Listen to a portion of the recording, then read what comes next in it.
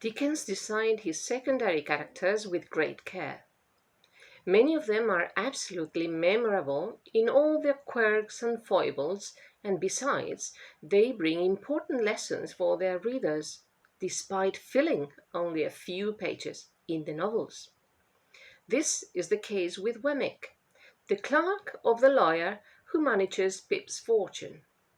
Wemmick is, as Italo Calvino would put it, a cloven character, an insensitive man at work, while at home he's an adorable person who cares lovingly for his elderly father. In the following fragment, Pip recollects a visit to his home, built by Wemmick himself as a miniature fortress, a shelter from the rigours of Victorian London. Wemmick's description of his home brings to mind some important developments of the Victorian era, like technology, agriculture, and the cattle industry.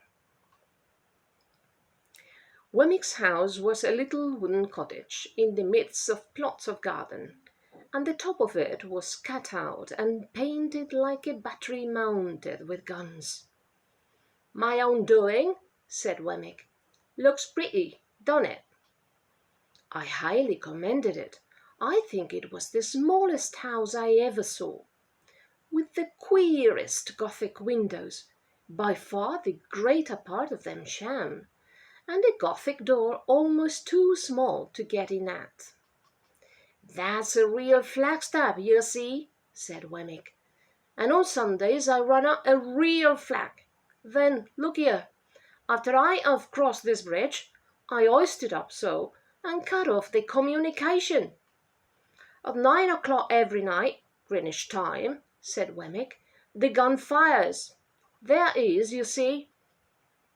At the back there's a pig, and there are fowls and rabbits.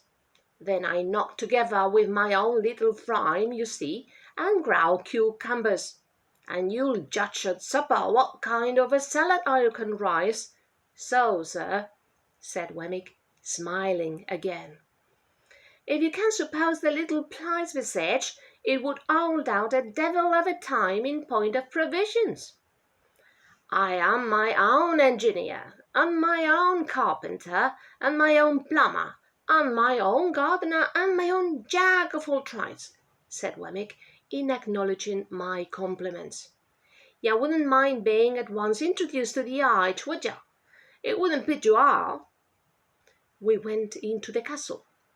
There we found, sitting by a fire, a very old man, clean, cheerful, comfortable, and well cared for, but intensely deaf. "Well, old parent," said Wemmick, shaking hands with him in a cordial way, "how am you?" "All right, John, all right," replied the old man. "Here's Mr. Pip, aged parent," said Wemmick, "and I wish you could hear his name. Nod away at him, Pip. That's what he likes. Nod away at him, if you please, like winking." "This is a fine place of my son, sir," cried the old man, while I nodded as hard as I possibly could. "This is a pretty pleasure ground, sir. This spot and these beautiful works upon it ought to be kept together by the nation, after my son's time, for the people's enjoyment." We left him bestirring himself to feed the fowls, and we sat down to our punch in the arbour, where Wemmick told me, as he smoked a pipe, that it had taken him a good many years to bring the property up to its present pitch of perfection. "Is it your own, Mr. Wemmick?" "Oh, yeah," said Wemmick. "I have got hold of it, a bit of a time. It's a freehold, by George." "Is it indeed? I hope Mr. Jaggers admires it." "Never seen it," said Wemmick. "Never heard of it. Never seen the aged. Never heard of him. Now, the office is one thing, and private life is another. When I go into the office, I leave the castle behind me, and when I come into the castle, I leave the office behind me.